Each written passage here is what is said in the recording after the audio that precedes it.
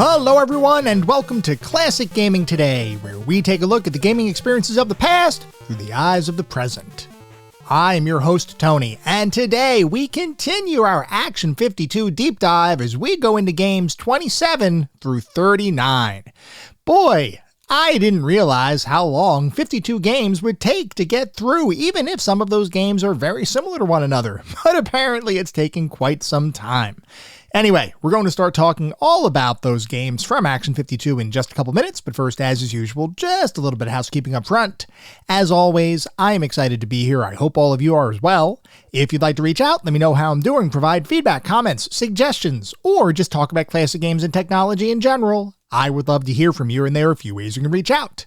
I have an X account with the handle @ClassicGamingT. I have an email address, which is classicgamingtoday@gmail.com, and we have our Discord server. The link is in the show notes.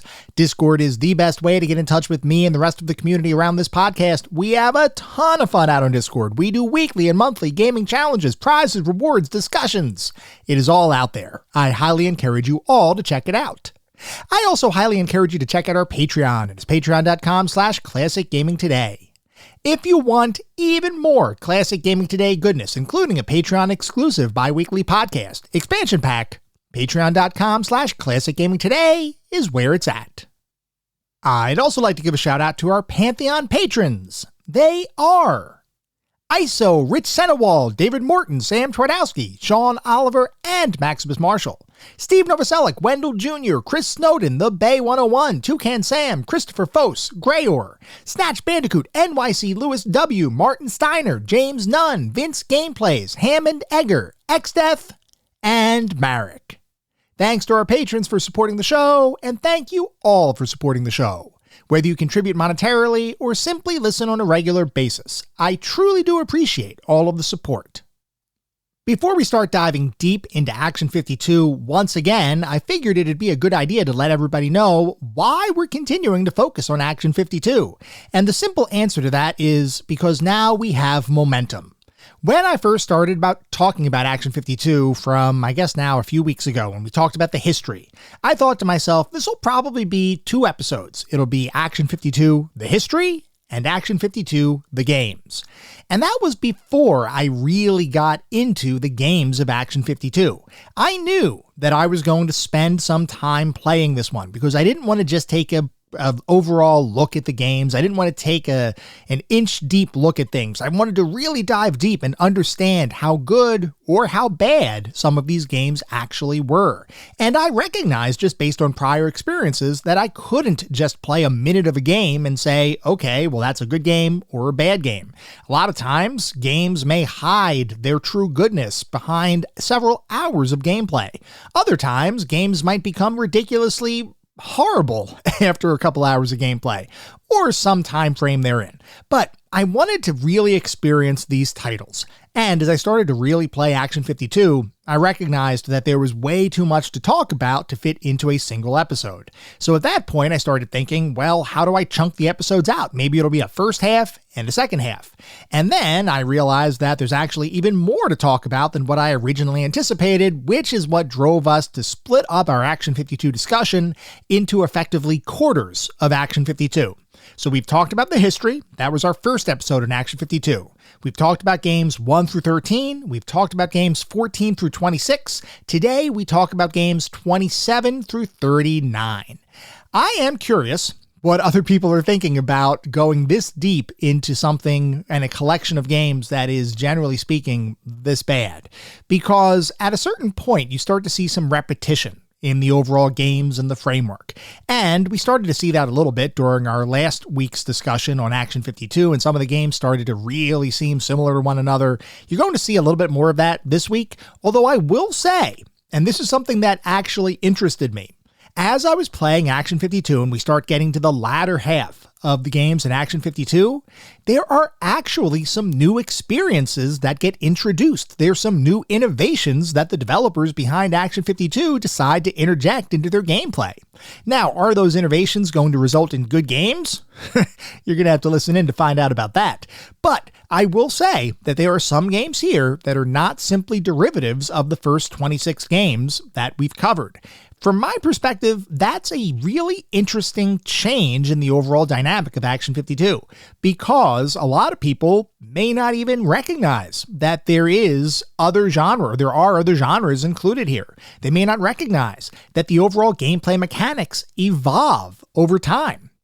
I don't know exactly what the development timeframe was in terms of which games were developed when, but as I'm playing through these games, and as I'm playing through them in sequence, because I'm playing through them literally from game 1 all the way through game 52, you can see evolution in the overall game design. Now, that evolution may not necessarily mean you're playing a good game, but you are seeing evolution in the overall design of the games. My assumption is that as the developers behind Action 52 got more familiar with developing, because remember, if you remember the history discussion that we had, the people who worked on the game had never developed for an NES before. They had some experience working on the Amiga from a computer perspective, but as far as developing for the NES, they went to a couple-week boot camp, and that was it. And then they were told, hey, go off and create 52 games over a period of an incredibly short period of time.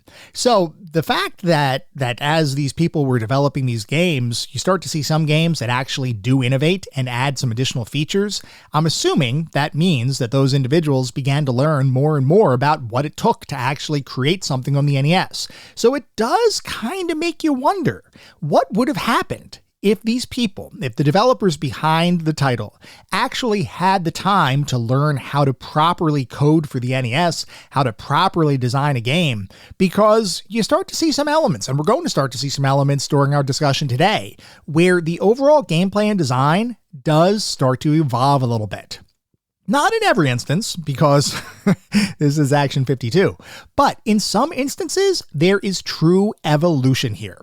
I'm not going to belabor that point anymore. We'll go through that as we go through our discussion. But I do want to mention, if anybody is just randomly starting from this episode, they like, hey, I want to start the podcast right here, I do encourage you to at least go back and listen to our other Action 52 episodes first, because each one of those does build upon the other. And I will have references to prior games from those episodes, and you might not necessarily know what I'm talking about if I compare a game today to a game from the past. So just something to keep in mind. I mean, you don't have to do that because the episodes will stand alone, but at the same time, I will have references to some of those prior episodes. So if you want to get the full Action 52 experience in as deep of a dive as I could possibly do, I do encourage you to watch or listen. Why do I say watch? You're not watching anything. I mean, if you can watch it, because it is on YouTube, but it's literally just a static image. But I encourage you to listen or watch, depending on what you might want to do, and really experience Action 52. Experience the extent of what Action 52 is. It should give you a much greater appreciation for what we're about to talk through today. And we're going to begin that discussion right now with our next game on the list, which is Non-Human. This is a side-scrolling platformer that, unlike other side-scrolling platformers in Action 52, only consists of a single stage. And you might be thinking to yourself, well, maybe that stage is expansive. Maybe this is just like a gigantic game. Nope, no, it's not. It is a single stage around the same length as most of the other side-scrolling platformers that you'll experience in Action 52. In this one, you have the same exact wonky platforming controls as we've experienced throughout the entire collection so far, which means you can't actually press two buttons at the same time without the game kind of hitching a little bit. So as an example, in a typical platformer, you move right and you jump and you continue to jump to the right. Well, in Action 52, because of the way the game's polling works with your controller, there is a little bit of a gap. You can't actually press right and jump at the same time and expect a smooth jump to the right. No, in Action 52, the best way to platform is to jump first and then use your directional pad to move in any direction that you want from a jumping perspective. So just something to keep in mind, this is the same exact wonky platforming control that we have seen in other platforming titles here. It makes the whole thing feel kind of awful to play, though you will get used to it. And I will tell you, now that we're talking about game number 27 in the overall collection, I have now gotten used to this style of platforming, so much so that it doesn't really bother me that much. And I think that's probably an awful thing because this is not good game design. This is not good platforming design. I know what a good platforming experience is. Non-Human is not it, but I've gotten so used to the games now that Action 52 is starting to feel normal to me, which I don't know how I feel about that. I'm on the fence. I'm on the fence about how that makes me feel, because I read some reviews of this one. I read the FAQs. I watched some videos, and a bunch of people are saying this game is impossible to play. Like, absolutely impossible. You have to move through this level. There's a bunch of enemies that spawn. You got to throw your projectile at them. You can only have one projectile on the screen at a time, but you can fire it fairly rapidly, so it's not a huge issue. You move to the right, move from left to right. You have to jump onto platforms. You have to kill enemies as they spawn. There is one enemy that spawns that will fire a projectile back at you that you have to jump over because you can't duck here. You also have to be very careful as you navigate from left to right, because the enemies as they spawn will kind of raise their level a little bit, and eventually they'll reach head height, which is above where you can hit them, but also below where you can actually avoid them. So basically, if they reach that height and then they dive towards you, you will die. There is no avoiding enemies at that point.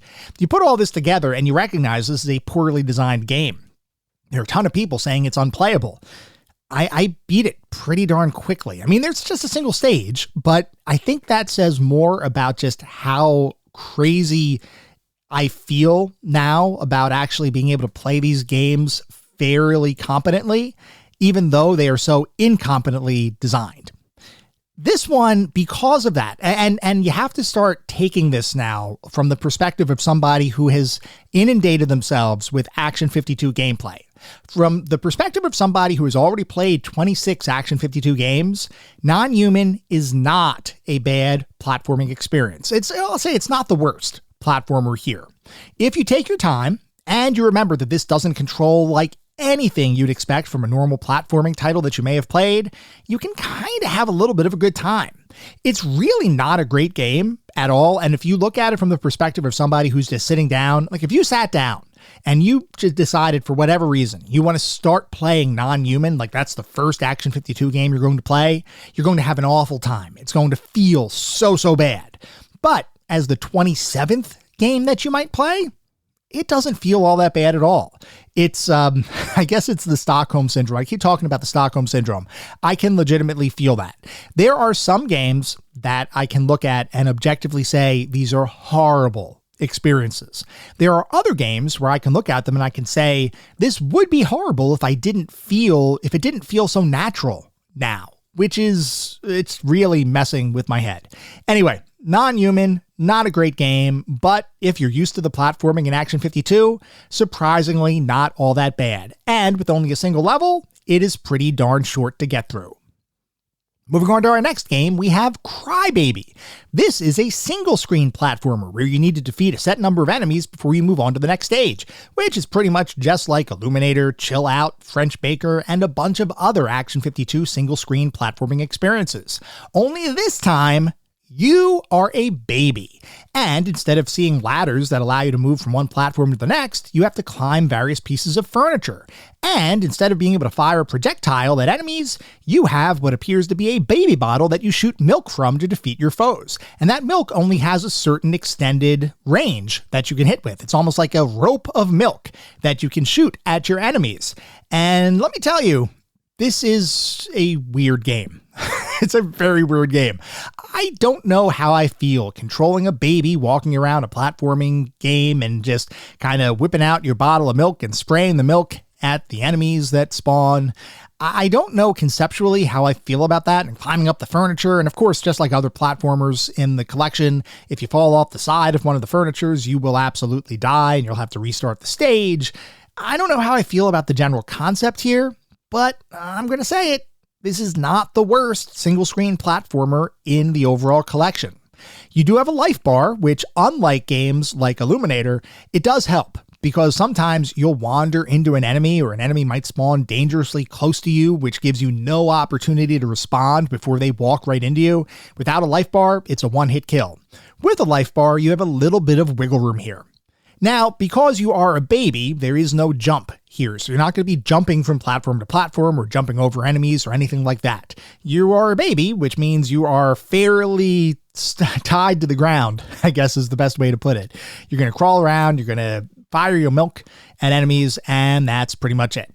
Don't get me wrong, this is not a great game, but in the realm of Action 52, it's truly not horrible. This one features 5 stages that you need to beat, and if you do, you get to do it all over again. Overall, not the worst single platformer here, definitely not a quality single platforming experience, but relative to other Action 52 titles, not too bad. Moving on to our next game, we have Slashers. This is a side-scrolling beat-em-up game. Yes, a beat-em-up game. Just like Dungeon Dragon, River City Ransom, and other NES-era beat-em-ups. Only here, the design absolutely sucks. Let's talk about slashers, because this is, remember I mentioned earlier that there are some games that you're going to say, wait a second, this is actually innovative. This is a new style of game that we might not have seen in the first 26 games that we covered. Slashers is an example of one of those, because it truly is a side-scrolling beat-em-up. You have 5 stages that you have to get through in the game. Now granted, the stages, even though there's 5 stages, there's really only like 2 stages. One is a rooftop scene, and the other is kind of like a subway scene. As with most side-scrolling beat-em-ups, you will move from left to right, and you will try to defeat a number of different enemies. Now, you might have some assumptions about what a side-scrolling beat-em-up is, and how a side-scrolling beat-em-up controls, and how the overall gameplay progresses in a traditional side-scrolling beat-em-up kind of experience. Let's take a look at a game like the Double Dragon. Let's take a look at a game like Double Dragon, just as a representative sample. In Double Dragon, you move your character around. You might be able to move them left to right. Sometimes in certain games, you might be able to move them up and down. A bunch of different enemies might spawn on the screen. You can walk up to those enemies. You can either punch or kick them. Sometimes you have combos you can pull off. You can walk into them. You can kind of toss them around. Some enemies might have weapons that you have to deal with. There are multiple types of enemies. Those different enemies might have different movesets. There's different stages. Each stage is designed distinctly. There's a lot of different features that go into a beat 'em up that you might not really think about. You might take at face value because you just assume these features are going to be part of any beat 'em up kind of experience. Look at games like Teenage Mutant Ninja Turtles, the Turtles in Time. Look at any side-scrolling beat 'em up, and they're going to have some common staples. And for its part, Slashers attempts to do something like that. Only its design really isn't conducive to a true side-scrolling beat 'em up experience, or at least not one that I would prefer to play. You move from left to right, as you would with any kind of game. And here's the thing. You know how in many beat-em-ups you have multiple enemies that might appear on the screen at the same time, and they might have a life bar on the screen, and you might have a life bar, and you got to try to beat them before they beat you? Well, here, as you're moving from left to right, an enemy will occasionally spawn and start walking towards you. Only when that happens, it freezes your action entirely. If you were moving forward, you're no longer moving forward because an enemy has appeared on the screen. And I'm assuming that that meant that you just got scared stiff or something, but you lose the ability to move around. Now, if you do take your hand off the controller and try to move in a different direction, you will regain the control. You regain the ability to move around. So for whatever reason, when an enemy appears on the screen, it basically stops all of your controls from registering. So then you have to start moving again. As you move around, the enemy will continue to make a beeline for you. And when they reach you, it will start the game's actual combat. The good news is you will only ever face a single enemy at a time because these fights are absolutely ludicrous and awful. There is no rhyme or reason as to why you might be getting the upper hand on an enemy or whether they may be getting an upper hand on you. Because effectively all that happens is you either rapid fire your punch or rapid fire your kick. And the game will randomly, at least it feels random, tell you whether you've scored a hit or whether your enemy has scored a hit. And you do have a life bar and your enemies have a life bar and you have to deplete their life before they deplete yours. And I think, I'm trying to remember now, did they have a life bar or was it just like 3 hits and they're done? I can't remember off the top of my head, but it's basically several hits. You have to get in on your enemy, you defeat them, you move on to the next one. And early on, as I was playing this game, I was able to get into a pretty good rhythm where the enemies never really hit me all that much. That persisted until around stage 3-ish, stage 3, stage 4, somewhere around there. And then it started to get a little bit trickier. And I don't know why, because it's not like there's a ton of different moves that can happen. You can literally either punch or kick. Your enemies can either punch or kick. There is nothing else. And like I said, you're only fighting a single enemy at one time. But what will eventually happen is the pattern or your timing will just get off, or the game will just randomly decide that it's going to do more damage to you than what you're doing to the computer, in which case you may die. And then of course, anytime you die in an Action 52 game, there are no checkpoints. You have to go right back to the beginning of the stage and redo the whole thing. This can become incredibly cumbersome, especially for this game, because some of the stages you have to get through a lot of different enemies to get to the end of the stage. And if you die near the end of the stage and you have to restart the whole thing, that feels really, really bad. Luckily, there's a little bit of a trick here. There's actually what I would consider to be a pacifist run, where if you get the enemy spawning on the screen and you're like move down to the bottom of the screen, and they charge at you or they move towards you. And then as they're getting close, eventually the enemy will get into like this locked position. You can potentially go up and around the enemy without them even hitting you or you hitting them. If you do that, the enemy effectively forgets about you and just walks off the side of the screen and you can keep moving forward. This is a very weird bug because it shows that there is something very interesting about the artificial intelligence routine in this game. Because why would an enemy not chase you? Well, the reason is because there's only one-way movement for those enemies. They can only move from right to left. They can't move from left to right. So if you go past them, if you go past where they can actually reach you, then they just continue to move to the left off the screen, and then the fight's over. They disappear, you win, you move on to the next fight.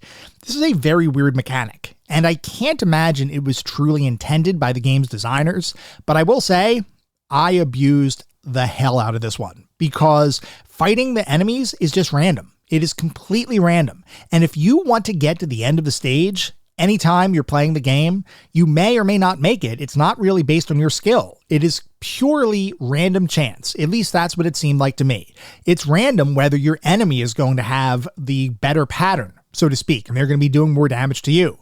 Or if you're going to have the better pattern and you're going to be doing more damage to them. And because some stages you have to fight a bunch of enemies, not at the same time, of course, because it's just single fights, but you have a bunch of stages where you have to fight a lot of different enemies.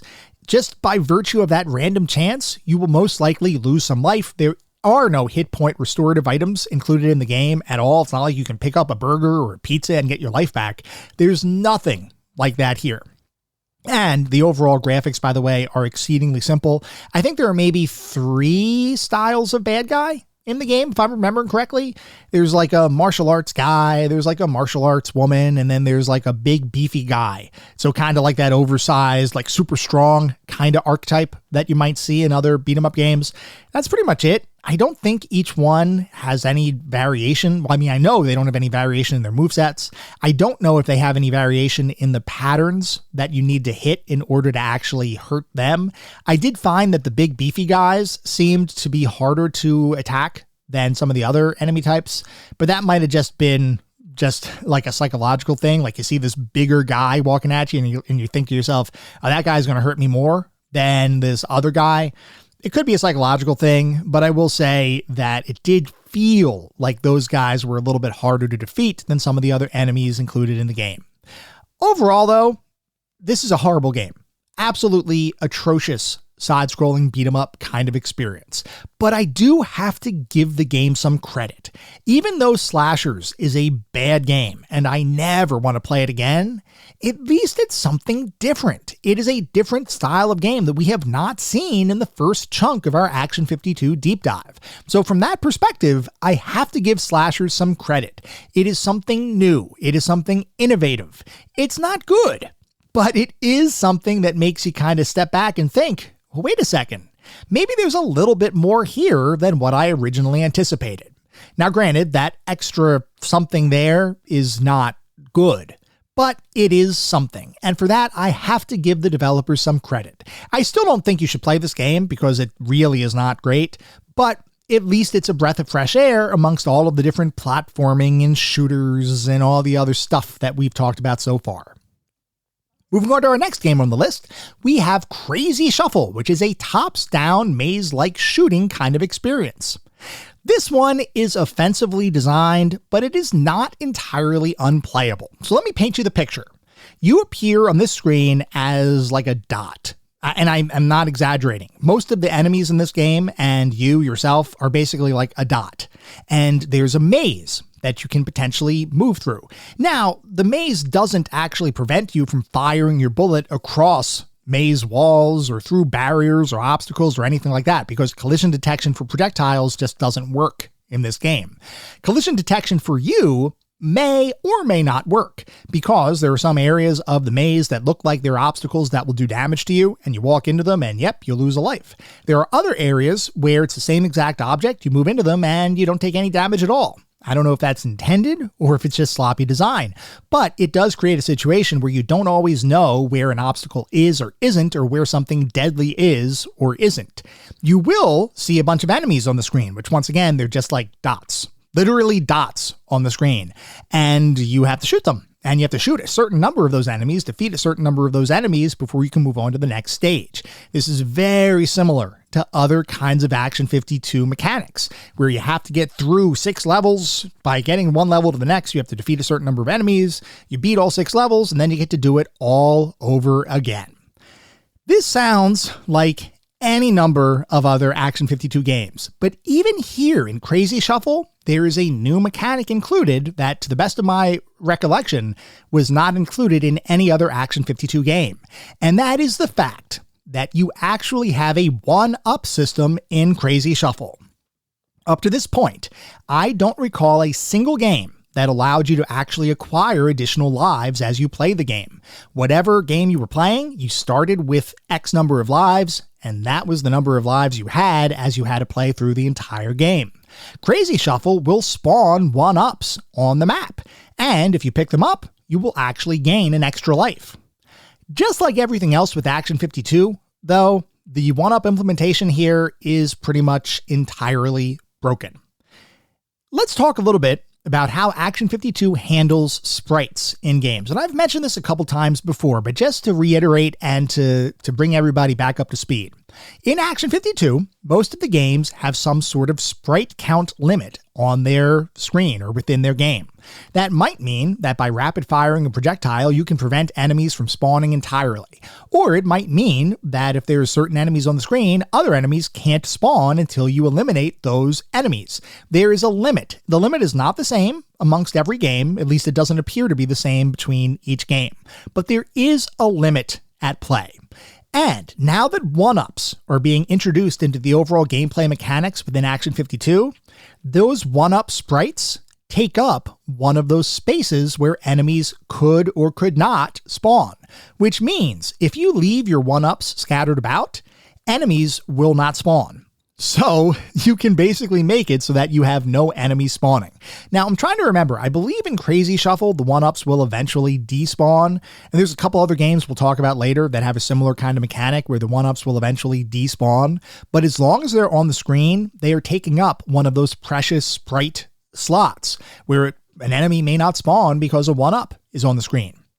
Now, the other aspect about the one-up system that is broken both here and in every other game, pretty much, that has a one-up system at play, is that the game doesn't limit the amount of one-ups that can appear on the screen. One-ups will spawn just like any other enemy may spawn on the screen, which means it's entirely random. That means you could get a never-ending supply of one-ups if the game decides that that's the sprite that it's going to spawn on the screen. And interestingly, I have played around with a few of these games with one-up systems in play, and it gets kind of ludicrous how many one-ups you can capture or you can collect for any given game.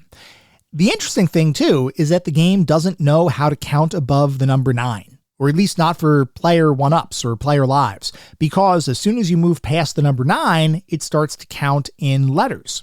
And it's not like it's a hexadecimal system. It's not like it goes all the way up through F and then it stops. It's not like a computer programming thing. It literally just starts counting in letters. So you go from 1 to 9 for lives, then you go A through Z for lives. And then from my experience, if you get beyond Z number of lives, which is a absolutely crazy sentence to even utter, but if you move beyond Z number of lives, then the life count just simply disappears. and then occasionally and randomly shows up different letters or characters or numbers or whatever. So I'm assuming that you basically break the game and you've overflowed the player life variable, and then the game just doesn't know what the heck you have.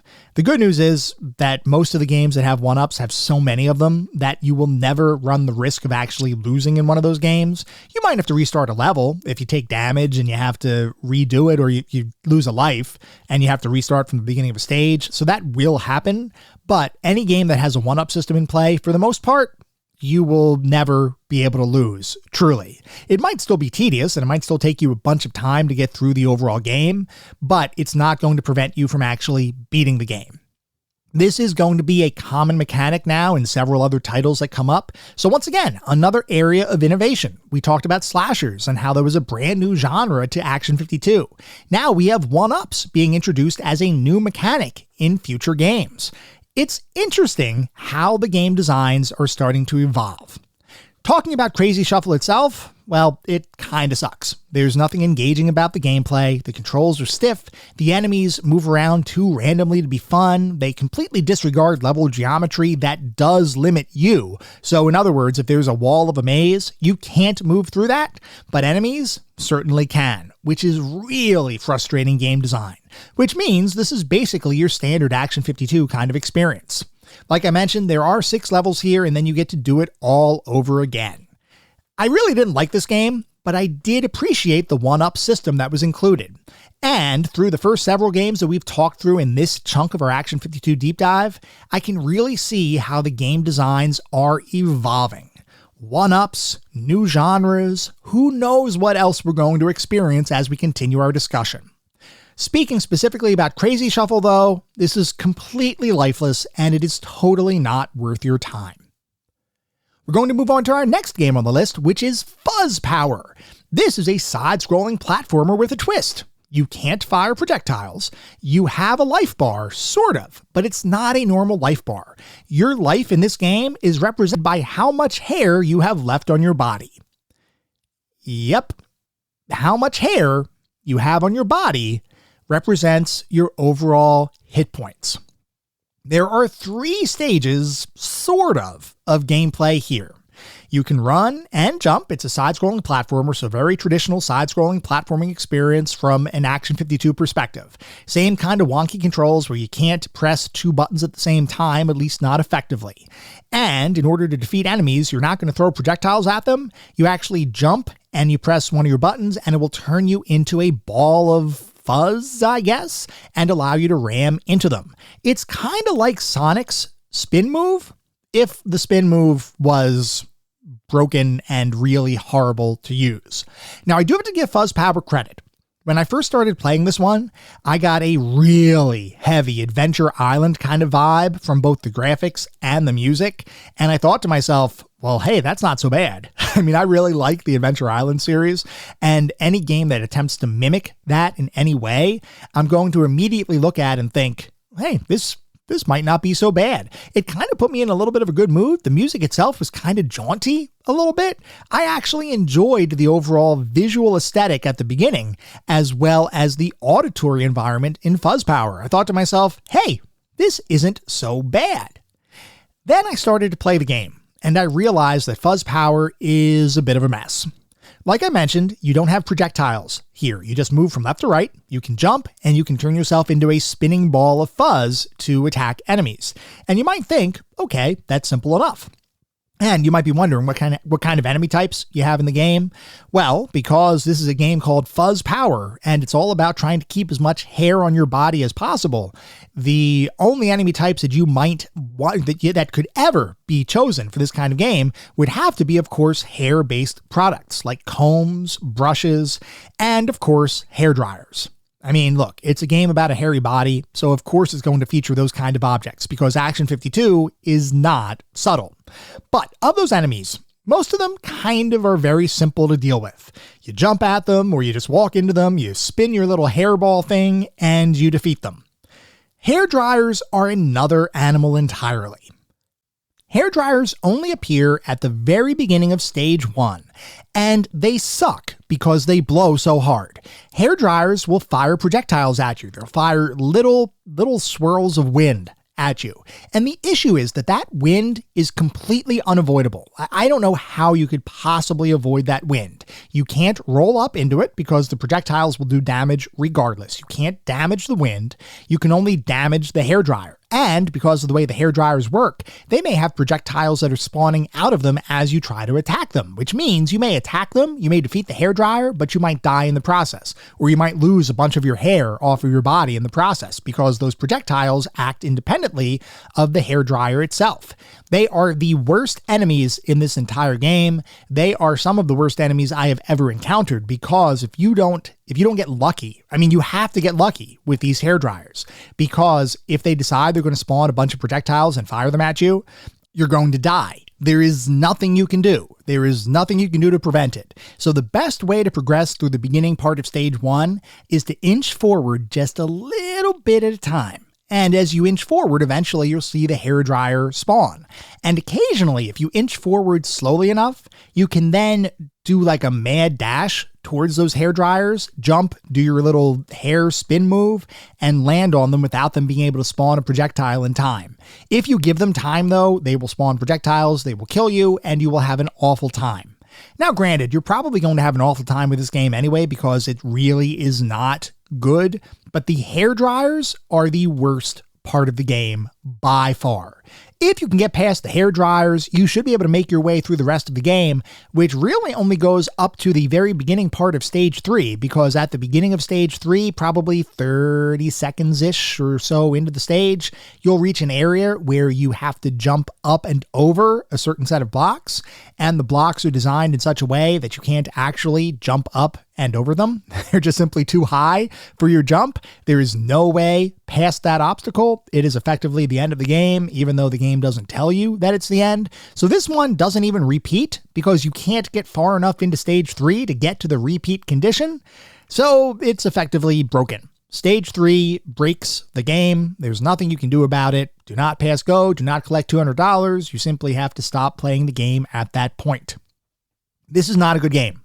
I do not like this game at all. But I will say this once again shows some evolution because rather than having a life bar appear on the screen that shows your overall hit points, this game actually uses a visual indicator of your overall life with your character. The more hair you have on your body, the better life or the more life that you have, the more hits you'll be able to take. When you lose all of your hair, you know that the very next time you get hit, it is game over. And I do have to say, this might be, by the way, the most grotesque character model I have ever seen in any game because it doesn't look human. You have like this oversized foot attached to the bottom of your body. You have a single leg, maybe. I'm not sure. All you can do is jump around and kind of waddle around. Your overall body itself is a little kind of distended and your head is like this odd shape. It is a very awkward looking character model. And I would love to know what the vision was in the game designers' minds when they actually drew this model out or when they designed this model using pixel art or however they designed it, however they got it into the game. I would love to know what the concept was behind this character because I can tell you, seeing a completely hairless body that looks like this character sprite does probably is enough to induce nightmares in a good chunk of the population. It is that darn ugly. I don't know what it's supposed to be. I just know I'm afraid. I am very afraid. Anyway, if you do play this one, you shouldn't. But if you do, the beginning of stage 1 is really the hardest part of the game by far. If you get past the hairdryers and once they stop spawning, it's a relatively simple time until you reach stage 3, which, like I said, you reach an unpassable part and then the game ends. So if you do take the ridiculous hairdryers out, this simply becomes a bad game instead of a shockingly bad game. Oh, and of course you would have to actually make stage 3 completable because as it stands, the game is unable to be completed. So not only is it a shockingly bad game, it is also an unwinnable and completely incomplete and broken experience as well. So I would definitely recommend you avoid fuzz power if you can. Moving on to our next game on the list, we have Shooting Gallery. This is exactly what the name implies. It's a single screen shooter representing a shooting gallery, and you're stuck in front of the counter at a shooting gallery, and you have to shoot any number of objects that spawn and move around the top part of the screen.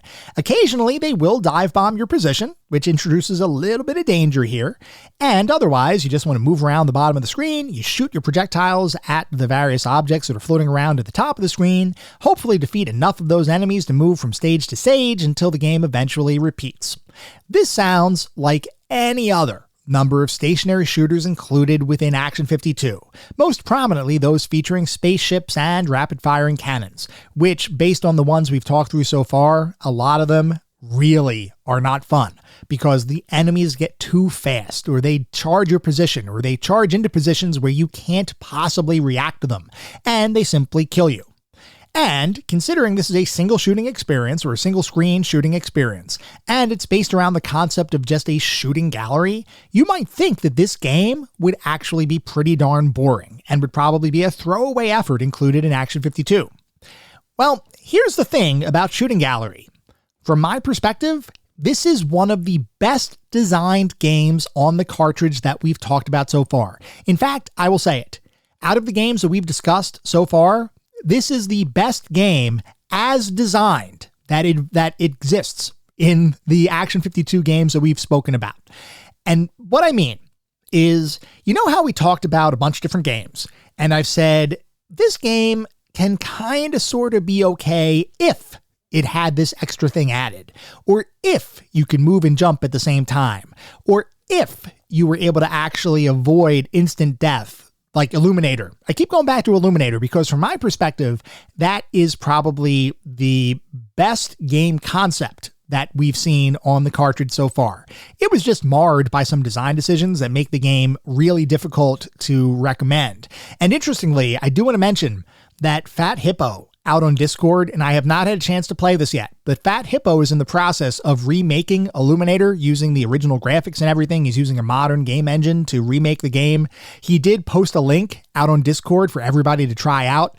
I am absolutely going to try that out because, like I said, Illuminator has a game concept that I really enjoyed and thought could be made into something worthwhile. I am super interested in trying that one out. So if you are interested as well, definitely check that out over in Discord. I'll actually put a link to the in-progress work in our show notes so that everybody has a chance to see it, because from my perspective, this is an interesting kind of thing, and I do want to see how it overall progresses. But anyway, there are games like Illuminator that are designed, or they have a concept that I think could work if they were designed better. Shooting Gallery is designed fine. It is incredibly simple. There's nothing deep here. There's no upgrades. There's really nothing other than moving left to right and shooting things that are above you. That is the extent of Shooting Gallery. But as designed, it works. It works well. It's not unfair to the player. You will be able to get through the game. There's some challenge here. This reminds me of kind of a shareware-esque kind of title, where a lot of those shareware games, and it might be like a $5 shareware thing if you wanted to register it, where you get the game and it's super simple. There's 7 stages that are available, and maybe if you've spent another $5, you'd get another 20 stages or something. The design is simple, the concept is simple, but the overall mechanics work, and it's fine. And there's nothing here that I would say is intrinsically missing that's making the game feel worse than what it otherwise would be. Shooting Gallery is fine. It's not a super deep game at all. It's not a deep game at all. I mean, let's just put it out there. It's incredibly simple. The concept is simple. The design is simple. But as a game, there's nothing that needs to change here in order to be playable. It works as designed. And if it were released as a shareware title back in the day, I could honestly see Shooting Gallery making a few bucks. It is that competent. And it's crazy that we have to just kind of refactor our rating system to focus on something that is purely competent as being an amazing experience. But relative to the rest of Action 52, that's where we are right now. Anything that is competent means it's automatically better than the majority of the experiences that we're playing. So Shooting Gallery, surprisingly decent, and I truly have no real complaints about this one. Our next game is simply entitled Lollipops, which is a side-scrolling platformer where you get to hit various enemies, this time different pieces of candy, with a lollipop that you swing around like a baseball bat. This game is basically a reskin of Alfredo and the Fettuccinis, all the way down to being able to hover down in the air by continually swinging your weapon, which in this case, like I said, is a lollipop. That means that you could defy the laws of physics and even drop through pits and fall from the sky, because if you fall through a pit, you will reappear at the top of the screen. And as long as you're swinging your weapon as you hover down or kind of fall down, I wouldn't say gracefully, but you keep falling, and it's kind of a punctuated fall, let's say. As long as you do that, you can drop through pits, you can fall from the sky, just by using this one simple trick that doctors wish they knew. I don't know. What am I saying? Just by using that one trick, you can basically invalidate any sort of falling deaths into pits or anything like that. The cool thing here is that Lollipops is actually a fair bit more advanced than Fettuccine and the Alfredos, or Alfredo and the Fettuccinis, I should say. A fair bit more advanced than that game, because with Lollipops, there are 3 different stages, and each one has its own different musical track. I believe this is the first time that an audio track actually changed from one stage to the next within Action 52's collection. So kudos to Lollipops for doing something that no other game here, at least that I can recall, actually did. A little bit less cool is the fact that even though there are 3 stages included with Lollipops, the 3rd stage is kinda broken. And by that I mean that the audio track is a garbled collection of white noise and random tinny notes, the stage itself shakes like the game cartridge is having a seizure, and there are multiple exits that return you to stage 1, with that strange garbled audio persisting if you do in fact try to keep playing the game.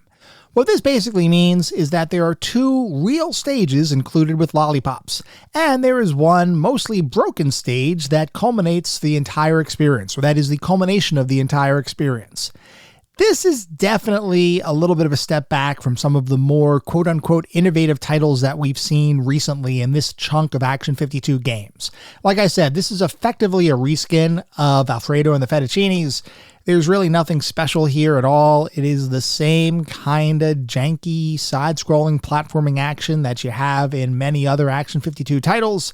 So there's really nothing special to draw attention to here. It is a side-scrolling platformer, and it's part of Action 52, which means you should be able to form your own conclusions about what that means. The bottom line from my perspective is that Lollipops is just not a great game, and it is truly not worth your time. We're going to move on to our next game, which is Evil Empire. This is another single-screen platforming title with various platforms and ladders that you can traverse as you play the game. Other than Evil Empire, we've talked about different platformers included within Action 52, and we've talked specifically about some of the single-screen platforming action there. Evil Empire is a little bit different in that here, the action is super zoomed out, which makes the levels feel just a little bit more expansive. Maybe. I don't know. The jury is still out on that one, because the whole super zoomed out view of the entire playfield makes everything look so tiny. It's one of those kind of games that I understand what they were trying to go for by giving you additional, I'll say, a larger view of the playing field because of that zoomed out perspective. But the bottom line is that all it does is it just makes everything feel really tiny. Like the pixel art here is very, very small. It's super tiny, whether you're talking about your player character or the different animals or creatures or bad guys that you have to attack as you play this game. As with many platforming games within Action 52, your standard Action 52 platforming rules will apply here, in that jumping around is not really the greatest thing in the world. Enemies may spawn directly on top of you. There may be a bunch of enemies that spawn on a single platform and run back and forth, leaving you with no option as far as how to deal with them other than taking the death and restarting the level, and any other number of unique eccentricities that Action 52 makes fairly standard across the majority of their games. Of these, and something that we didn't talk about all that much yet, is that whole enemies spawning on a single platform and running back and forth and making it almost impossible for you to progress kind of thing. We've talked about it a little bit, but just to provide a little bit more perspective on what I mean there. As you're playing these single screen platforming titles, not all platforms span the entire length of the screen. There are some that are very, very small as you're climbing ladders and doing other things. Well, an enemy can spawn on top of any single platform within the game. And what usually happens is when that enemy spawns, it will go back and forth along that platform. And typically what you have to do is you have to time your movement to climb the ladder, reach the top of the platform where that enemy is patrolling, and then shoot or otherwise defeat the enemy before it comes back and runs into you and damages you or defeats you. When you're playing the game, if there's single enemies per platform, that can still be tricky because sometimes enemies move really quickly, but for the most part, manageable. There are occasions, though, where there are multiple enemies that may spawn on a single platform, and they may move across that platform at different speeds, or I'll say they may have a different, what would be the right word? Almost like wavelength, I would say, on a given platform, so that as you're watching the enemies patrol back and forth, it makes it so that you have no possible way of actually ascending the ladder and standing on that platform without being attacked. Evil Empire takes this to a whole new level. Because of the zoomed out nature of the experience, some of the platforms appear to be very, very narrow. And because of the number of enemies that can spawn, you could occasionally have situations where enemies are moving rapidly in between the two sides of a platform, and they may not fully be synced up, which means that it will be impossible for you to actually climb up the ladder, jump onto or get onto a platform, and then shoot an enemy before an enemy attacks you. This is one of those situations where the game will set you up for failure, and when it does, there are occasions where you can't do anything about it. Now, the good news is that this game does have a very generous one-up system, just like Crazy Shuffle. And by generous, I mean you can rack up nearly unlimited lives here. The extra lives just keep spawning. You can keep picking them up. This is the game that I actually went well beyond the letter counting scheme as far as player lives goes, until eventually the whole life counter just disappeared and I had to take the game's word for it that I actually had lives remaining. Now, having all of those extra lives doesn't actually make this game fun to play, but it does help you continue playing in light of unfair deaths. And there are plenty of other unfair deaths included here. Like I mentioned, the one where you might have an enemy or a couple of enemies walking across a platform that you cannot avoid. An enemy might spawn directly on top of you. You might accidentally fall off a ladder and die because falling damage here is a thing whether you collide with something or not. Just like every other single-screen platformer included with Action 52, your goal here is to kill a certain number of enemies per stage to progress to the next stage. If you beat the 5 levels that are included with Evil Empire, you will have the opportunity to do it all over again because the game repeats.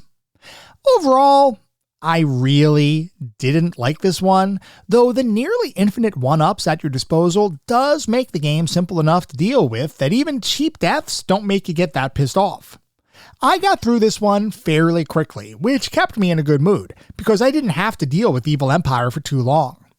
I can't say that all of that time was worth it, but at least it was pretty short in the grand scheme of things. Moving on to our next game, we have Sombreros, which is a vertically scrolling game with 4 stages that will eventually, of course, repeat themselves. In this game, you need to collect sombreros and other hats, for some reason, as you walk continuously up while trying to avoid obstacles and shoot enemies. And note, I honestly don't know why you need to collect the sombreros that are on the ground to begin with. I don't recall it giving you any sort of power-ups. I don't recall getting extra lives because of it. I could have just missed something, but I don't know what the actual reason was why you needed to collect sombreros on any given stage. There are a ton of them. I mean, there's a ton that spawn, and you pick them up because, I mean, the name of the game is called Sombreros, and you think to yourself, well, I'm assuming I should be picking this stuff up. It doesn't damage you, so you might as well grab them. I don't know why you need to do that, or if you truly do need to do that, but hey, I picked them up anyway.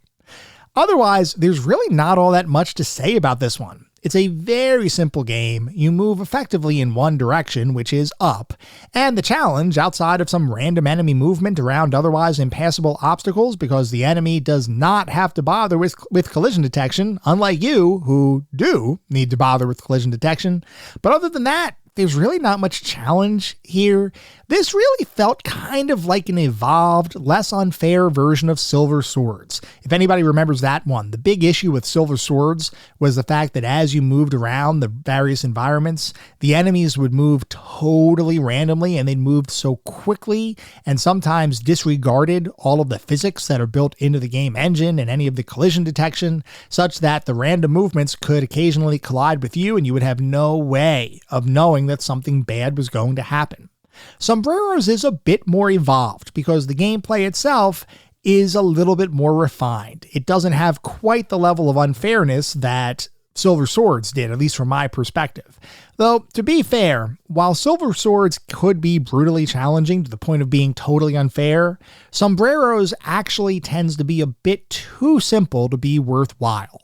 So from my perspective, I don't know that you really need to bother with this one. It's just there. It's included. You can play it if you want. I mean, there's 4 stages. Cool, I guess. But it's really nothing to write home about. And like I said, the whole concept of picking up hats, which is supposed to do something, I honestly don't know what it was for. So this is one of those games that you can definitely skip if you're not feeling like playing another vertically scrolling shooter kind of experience. It's there, but it's really not much. There's just really not much to talk about as it comes to Sombreros. Moving on to our next game, there's actually a lot to talk about. Storm Over the Desert, which is a tank game. This is kind of an overhead tank kind of perspective where you control the tank. You can move in one of 4 different directions, and you can shoot in each of those directions as enemies appear in any direction on the screen, move around and attempt to attack you or ram into you or otherwise avoid you. This game is truly and utterly awful. It's kind of like Sharks, where enemies will spawn randomly. It's kind of like the jellyfish level in Sharks, where enemies will spawn randomly and occasionally just move off the screen before you have a chance to do anything. It's like Sharks, but honestly, it's even worse because just like the jellyfish in Sharks, the enemies move around frequently. And unlike Sharks, where the jellyfish was just in a single stage, in Storm Over the Desert, you have to deal with this kind of enemy behavior spread out across 9 levels of absolutely atrocious gameplay. It is so bad. I hate with a burning passion. As you get into the later stages, you will find the game to be almost unplayable given the speed of your enemies, compared with your speed and your inability to react to enemy movement. There were plenty of times where an enemy would spawn directly near me or on top of me and hurt me. Now, you can take a few hits because you're in a tank, so I guess that's a good thing. But at the end of the day, the enemies will move way too fast for you to do anything about them, especially in the later stages. The early stages aren't too bad, but once you get up to like the midway point, this becomes just a legitimately horrible experience. Now, interestingly, they do include, the developers for Action 52 did include a miniaturized Saddam Hussein that would sometimes appear in the game and would just randomly walk across the screen and just do stuff. I mean, I guess. I never understood exactly what the Saddam Hussein little cameo, for lack of a better term, was. He would just randomly walk around the screen. If you rammed into him with your tank, he would disappear. You couldn't shoot him, so I don't think he was actually taking damage. There were occasions where there were multiple Saddam Husseins that were just running around the screen like little idiots, and I don't know what that was for. It made no sense. Oh, and by the way, the Saddam Husseins that were included here were gigantic compared to the other tanks, so it appeared as though he was bigger than all of the other objects and items in the game. It was just a really weird thing. And if that's not bad enough, for a good chunk of the time, your projectiles will pass directly through any enemies that you try to fire at. This is just a horrible horrible game. It should be thrown into the fires of hell, never to be seen or heard from again. Do not touch this game. It is simply awful. It is by far one of the worst games in the collection. And that's saying something because, as you know, we have talked through some pretty darn bad games.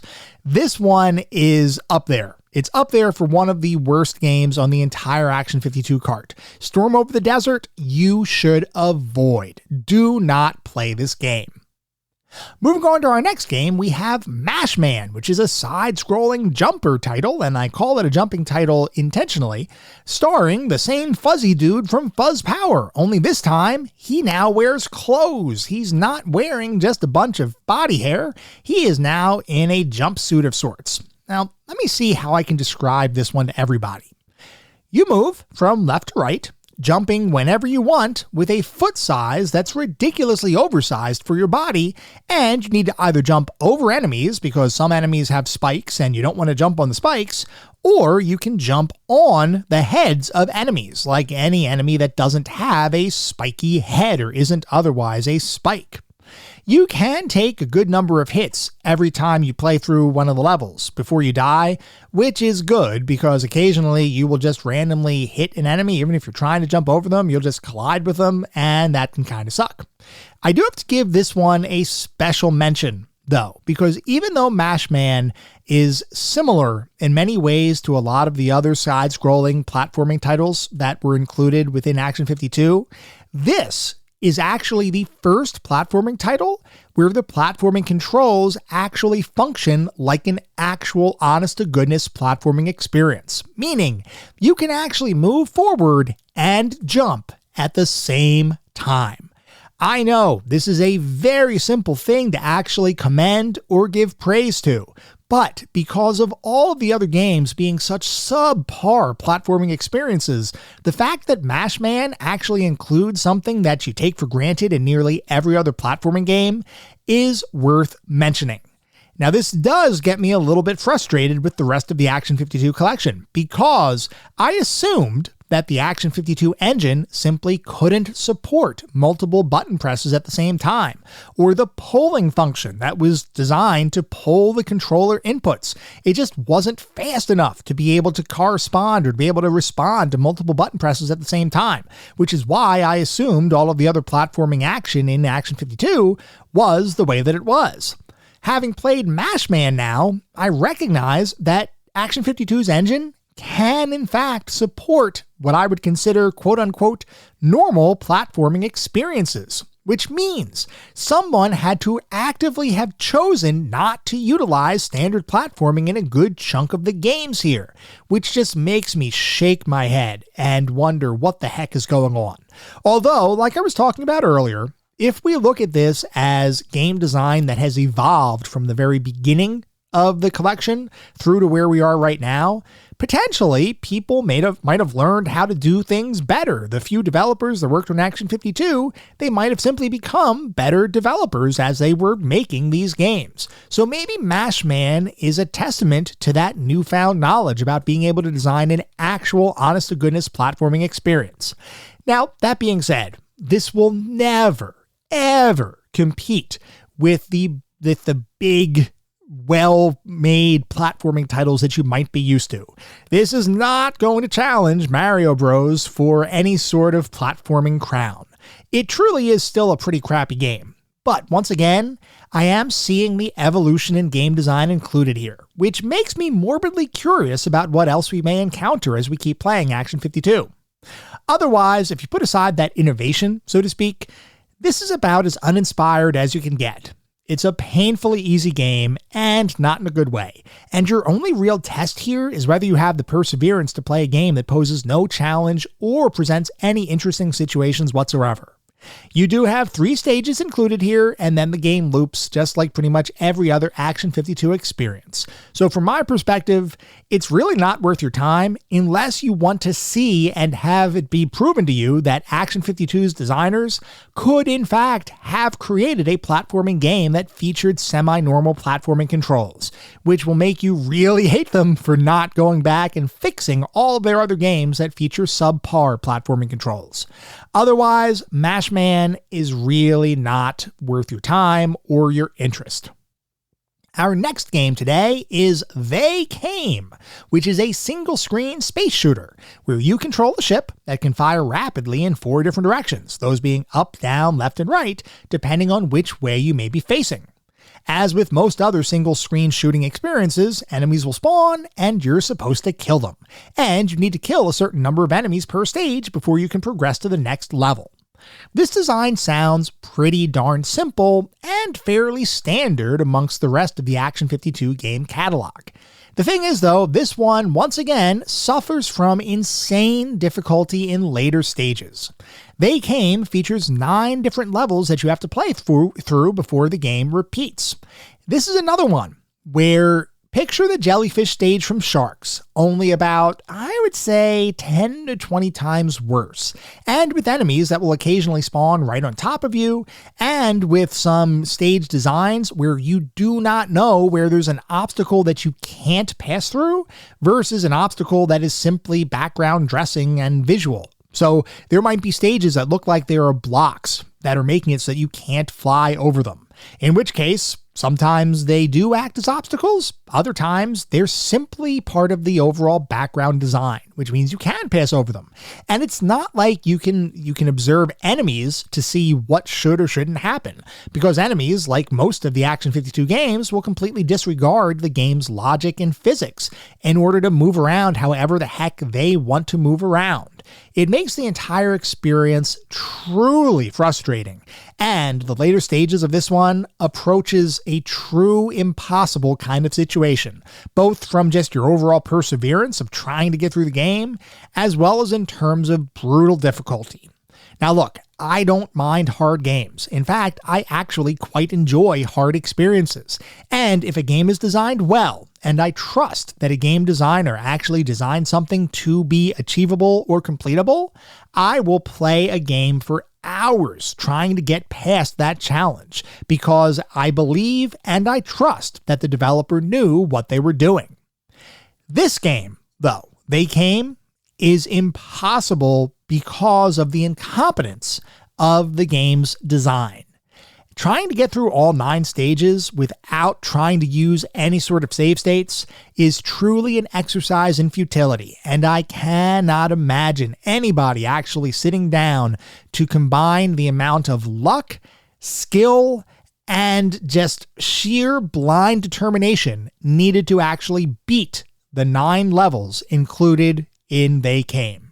I can't imagine it. I would have had to have played this game for tens of hours, if not longer, in order to get a run that I could have actually achieved what I wanted to do. Because, the other thing is that some of the enemies, you shoot and you can't even shoot them. It just passes right through them. Why? How? How are you supposed to play a game where the enemy designs may not even allow you to actually attack them?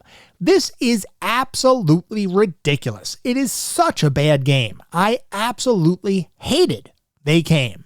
And honestly, I don't think you should touch this one at all. If you value your sanity, do not play this game.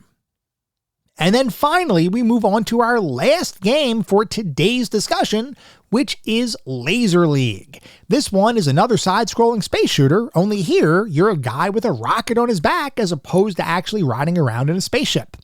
This one is pretty similar to other Action 52 side-scrolling shooters, only surprisingly, there's not much jank here at all. It's actually a decently playing, albeit very short game. There's only 2 levels here before it repeats. Each level does culminate with a boss fight. Now, I will say that the background music here absolutely sucks because it's basically just a single sustained note that doesn't change at all. The sound effects aren't really that bad. They're kind of passable, but the gameplay, which is really my focus for this particular game, the gameplay here actually decent and really not offensive. Now, it's probably just because of how many bad games there are included in the collection that makes me actually kind of enjoy playing Laser League, because I don't think Laser League is the kind of game that would stand on its own, but as part of the Action 52 collection, this is one of the better side-scrolling experiences that you will find, which is definitely saying something. Honestly, I kind of like this one. Well, maybe like is too strong of a word, but I will say that this one was less offensive than many other games in the collection and really wasn't all that bad at all. So if you're going to play something, if you're going to play a game in Action 52, or you're going to play a side-scrolling game from Action 52, you could do a lot worse than Laser League. It is way better than many of the other games here. So compared to the rest of Action 52's drivel, Laser League is not such a bad experience. So that brings us to the end of the third quarter of Action 52 titles. I will say that I am starting to get tired. I'm starting to get tired of Action 52. There's just one more set, one more chunk of games left that we're going to get to next week. I am very much looking forward to completing our quote-unquote collection of Action 52 games. I am also very much looking forward to, in a very strange way, to Cheetah Men, which is the final game included in the collection. Like we talked about during our history episode, Cheetah Men was intended to be an actual thing. This was going to be a big franchise that was going to have toys and video games and movies and comic books and everything else. Cheetah Men was going to be Action 52's version of Teenage Mutant Ninja Turtles.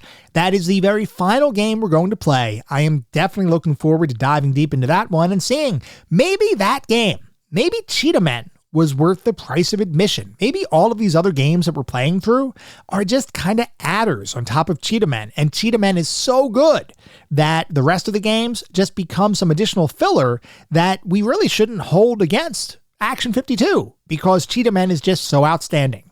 We won't know that until we get to next week's episode. So we'll have to see. We'll have to withhold judgment until we get there. And once we get through that, then we can truly pass judgment on Action 52 as a collection, as far as did it really do something worthwhile, or is it simply a collection of junk? We will answer that question next week. But I hope this week, I hope you all had fun listening in. I hope you had way more fun listening than what I had experiencing Action 52, because I am slowly but surely losing pieces of my soul as we continue to talk about and play this game. If you'd like to reach out, let me know how you're doing, hopefully better than me. There are a few ways you can reach out. I have an X account with the handle @ClassicGamingT. I have an email address, which is classicgamingtoday@gmail.com. We have our Discord server, and of course there is always Patreon, where you can get a Patreon exclusive bi-weekly podcast, which is called Expansion Pack. Comes out every other week. We do lots of different topics on that Patreon feed, so definitely check it out if you're interested in even more Classic Gaming Today goodness. At the same time, I recognize you're likely listening to this podcast on any number of podcast services. And if you would feel so inclined, it would be great if you could leave me a review. This is not about trying to bolster star counts. This is not about trying to harvest a ton of 5-star ratings. Though if that happens, awesome. It means we're doing something right. No, what it's really all about is trying to deliver the best possible podcast I can. The only way to do that is to get feedback from all of you, the listener community, to make sure I'm hitting the mark and delivering the content you all want to listen to. We get new listeners every single day, which is simply amazing. I want to continue to grow this community and continue to make the best possible podcast I can. We'll be back in around a week with our next episode focused on our final Action 52 discussion. Until then, remember, sometimes the games of the past are just as good, if not better, than the games of today. Goodbye, everyone.